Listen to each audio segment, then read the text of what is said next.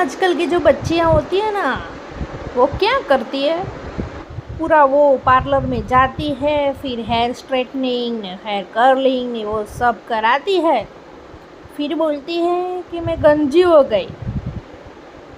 तो आजकल की लड़की मैं ही थी जो अभी गंजी से पूरा मेरा लुकअप बगड़ गया है। मैं बहुत ख़राब और गंदी लग रही हूँ।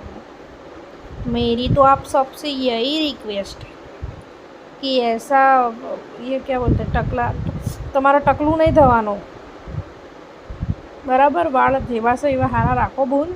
સ્ટ્રેટનિંગ કરાવવાની ને એવું બહુ જરૂર નહીં. એવું બધું કર્યા પછી આવા ટાલિયા થઈ જઈએ. અને હું તો હા બાબત ચીવી લાગું છું.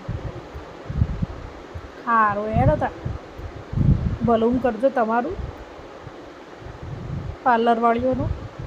મને આ બી ટકલી કરી તમે ના થતા બોન, તમારા માટે જ કહું છું હું. સારું હેડો આવજો.